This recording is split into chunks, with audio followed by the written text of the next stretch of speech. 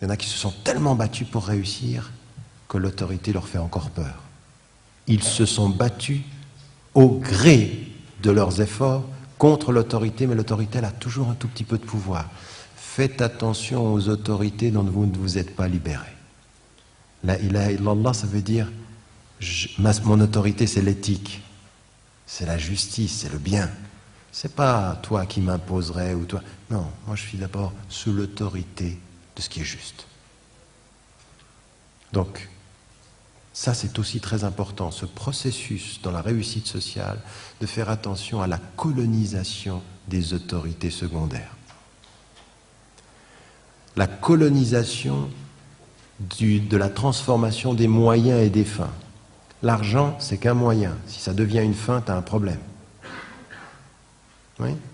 C'est Jacques Brel, qui vient de votre pays, qui disait « L'argent n'a pas d'odeur, mais pas d'odeur vous monte au nez. » Et il a parfaitement raison, ça n'a pas d'odeur. Ou alors l'autre formule qui consiste à dire... Enfin bref, je ne vais pas rentrer dans ces formules-là. Laissons simplement, ce que j'aimerais vous dire, ce que j'aimerais que vous compreniez ici, c'est qu'il y a à vous, vraiment personnellement, à nous tous, de faire un pas en arrière, puis en se posant la question de cette intention, de ces moyens, de ces finalités. Puis ensuite, avec ceci, quand on s'y engage, de se dire, voilà, moi ce que je comprends, ce qui est islamique dans mon engagement, la maîtrise de mon domaine d'action, d'activité, la maîtrise, et les finalités. C'est-à-dire, maîtrise, je sais ce que je fais, finalité, je sais où je veux aller. Je sais où je vais avec ce que je sais. Mais ce que je sais, il faut que je le maîtrise, il faut que je sois au top.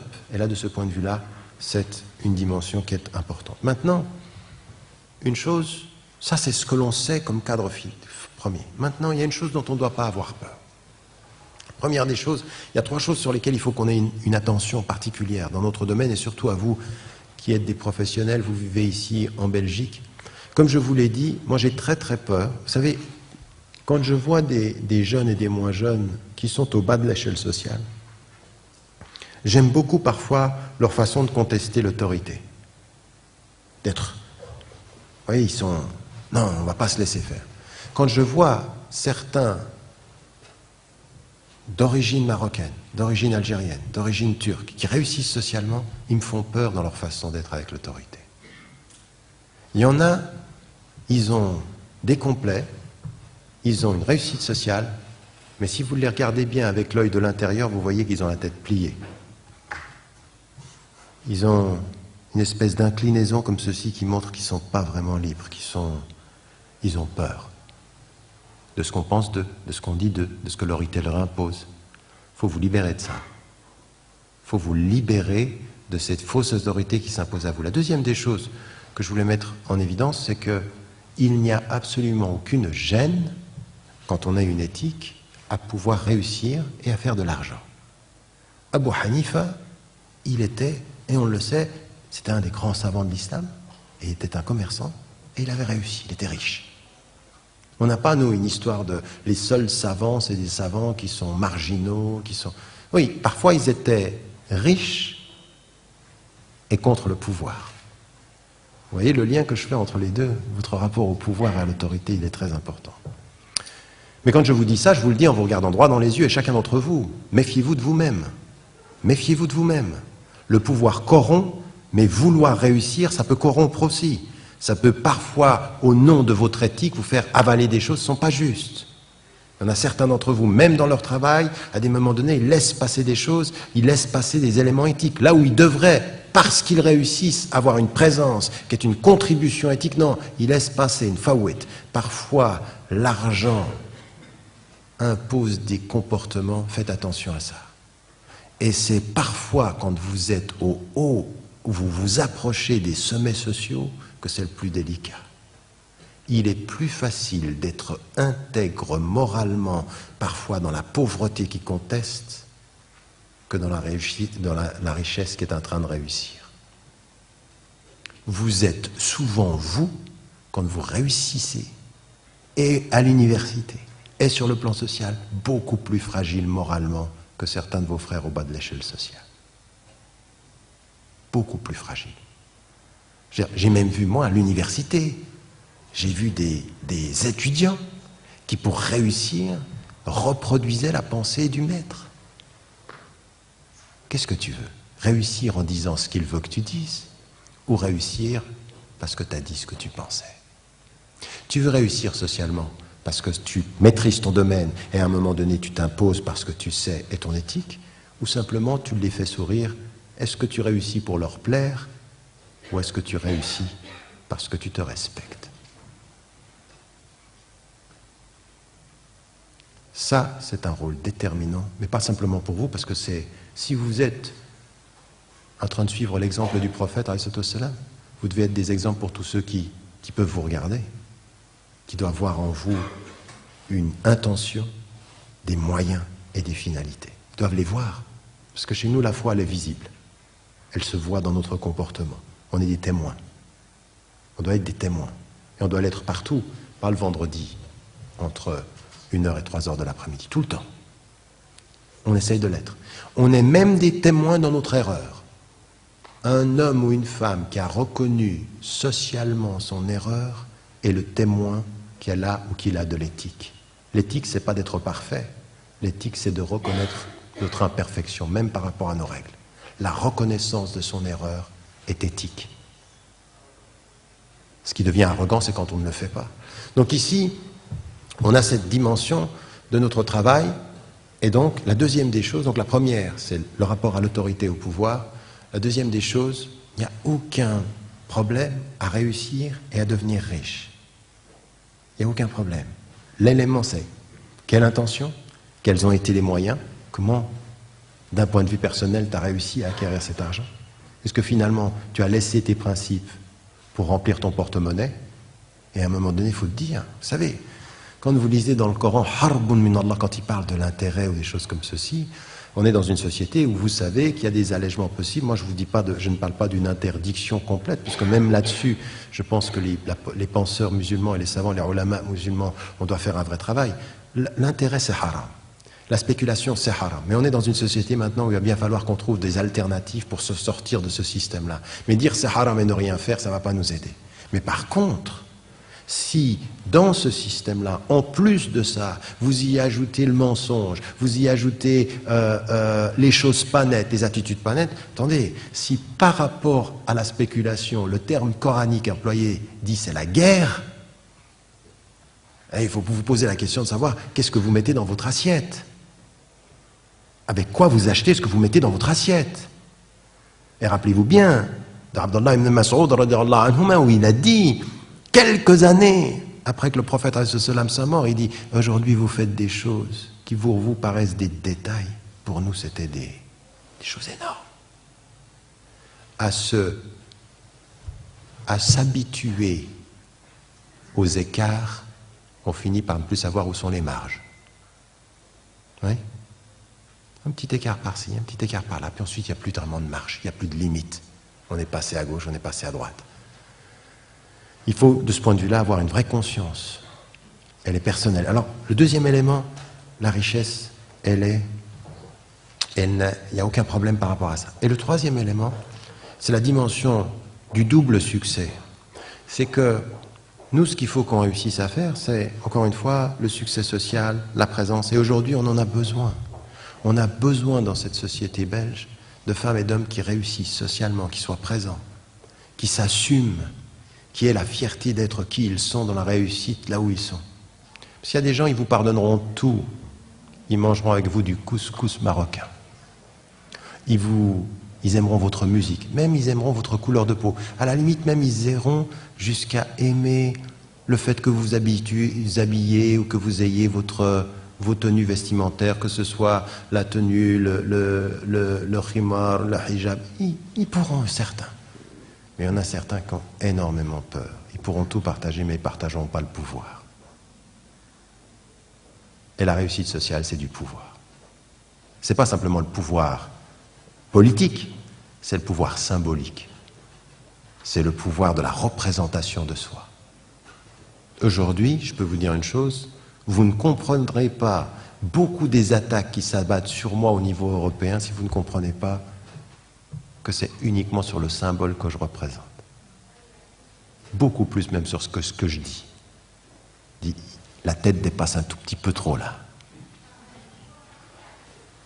Il faut ramener. Mais c'est vrai, sur le plan symbolique, c'est très vrai. C'est la perception de la réussite, c'est la perception d'avoir à partager quelque chose qui est beaucoup plus simplement que les espaces et le couscous. Ou la symbolique du...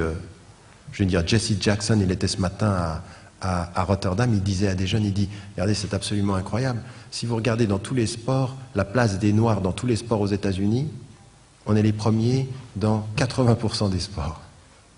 Vous regardez socialement, on est les premiers dans 60 à 70% de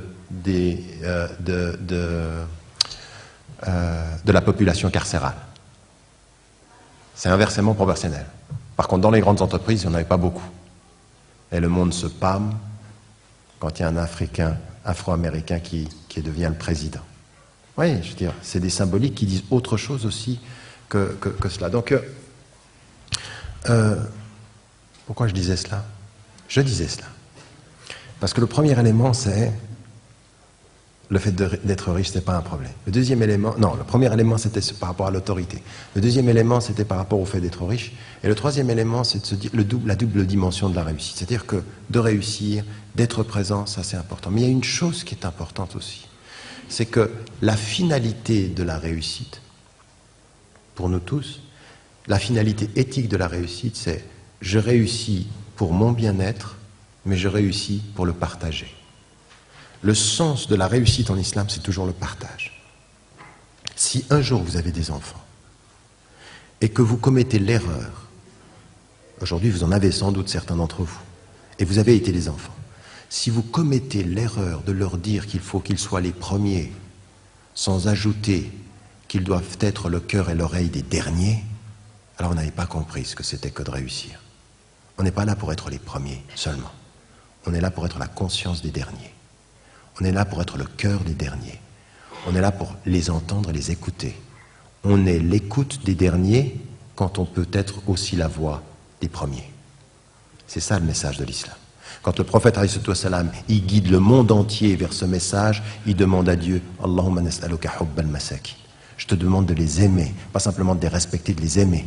Il a une mosquée où il y a la lumière qui change le monde, et tout autour de la mosquée, il y a les pauvres qui sont à proximité du prophète, et dont sa propre fille est une des garantes, Fatima. Donc il faut de ce point de vue-là que vous vous posiez vraiment la question, dans votre propre engagement, réussite, mais également, qu'est-ce que vous faites là où vous travaillez pour utiliser une part de ce que vous gagnez, une part de votre maîtrise, une part de votre savoir pour aider ceux qui ont moins de savoir, moins de maîtrise, moins d'argent. Un professionnel qui ne s'occupe que des professionnels et qui ne s'occupe pas de solidarité en même temps qu'il s'occupe de réussite sociale a de sérieuses questions éthiques à se poser. Mais vous savez, moi je ne suis pas en train de vous parler de charité. Je ne suis pas en train de vous parler de charité. Ça vient vraiment pour celui qui est avec le Coran, ça lui vient du haut de 7 cieux. Haqqum ma'loum lis-sa'ili wal mahroum. Haqq, c'est un droit. Le pauvre qui est autour de vous dans la société belge, il n'a pas à venir te demander « Est-ce que tu peux me donner ?» C'est un droit. Tu regardes ton argent que tu réussis à gagner, il y a un droit. Un droit. C'est ni merci, ni je t'en prie. Je dois. Et ce « je dois », c'est la conscience solidaire. C'est l'éthique de ceux qui réussissent. Ils réussissent, mais ils savent de droit qu'ils doivent donner. Et ensuite, en sachant de droit qu'ils doivent donner, ils prient de cœur pour apprendre à aimer. Allahumma nas'aluka hubbal masakin. Ils prient de cœur pour apprendre à aimer, mais ils savent de droit ce qu'ils doivent donner. Ça, c'est des professionnels. Ça, c'est ceux qui réussissent. Donc ici, et je terminerai, c'est ma conclusion, je ramasse tout ça maintenant. Vous me suivez ou pas là? Vous avez l'air d'être endormi. Je parle du plus grand salaire, là. Hein. Je ne parle pas du salaire mensuel. Combien on est à être obsédé par le salaire mensuel et à oublier le salaire de la vie, le vrai salaire, seul qui compte, au fait, au fond. À partir de là, et c'est ça que j'aimerais, ma conclusion, c'est là où vous êtes, il y a un engagement qui est multidimensionnel. Et c'est ma conclusion. Moi, ce que je pourrais attendre du rôle des professionnels dans la société, d'abord, c'est toutes les potentialités que vous avez. Transformer tous les échecs en opportunités. Chaque fois qu'on vous ferme la porte au nez, cherchez la clé. Chaque fois qu'on vous insulte, souriez. Chaque fois qu'on vous écarte, revenez. Chaque fois qu'on aimerait vous marcher dessus, réveillez-vous, levez-vous. Ça, c'est une attitude qui est l'attitude du prophète, sous cette oppression psychologique. Parce que nous, on vit ça, on vit une oppression psychologique. Il y en a, vous le sentez dans leur regard, ils n'aiment pas. Ben, il était debout. Il faut être debout. Et il faut être debout avec beaucoup de sagesse. Et donc là, ce qu'il faut, c'est vraiment, dans votre domaine, vos intentions, la réussite, maîtriser, y arriver, se battre, ne pas lâcher. En pensant à plusieurs dimensions ici. Votre propre réussite et puis votre bien-être. Parce qu'au bout du compte, ce qui est important, c'est que plus il faut protéger votre bien-être social, la maison, l'appartement, la famille, le voisinage, les relations. Faites en sorte que votre entourage et vous-même et dans votre entourage, vous ayez des bonnes conditions de vie. Parce qu'il y a quelque chose qui est très important dans notre vie, c'est le bien-être. Et ça, il faut investir financièrement pour un bien-être spirituel. Si vous avez la possibilité, faites-le. C'est pas du luxe dont on parle, c'est juste le bien-être. Et il n'y a aucun mal à protéger le bien-être des siens et à protéger son propre bien-être à soi-même. Puis ensuite, on s'occupe aussi de ceux qu'on peut plus largement. Mais l'intention, c'est ce bien-être-là. Il faut pouvoir le faire et faire attention, au nom de ce bien-être, ne jamais être dans le bien-être de la compromission, mais être dans le bien-être de la dignité. Et le bien-être de la dignité, c'est que tous ceux qui sont autour de vous, quand ils vous observent, ils doivent sentir que vous vous respectez, que vous avez de la dignité, que vous ne laisserez pas faire, et que vous allez dans ce sens-là. Et là, votre entreprise, votre travail, protégez cette dimension-là. Protégez cette dimension-là, comme je l'ai dit, est-ce que je m'arrête ? Protégez cette dimension-là dans votre famille, autour de vous, dans votre entourage, et faites en sorte de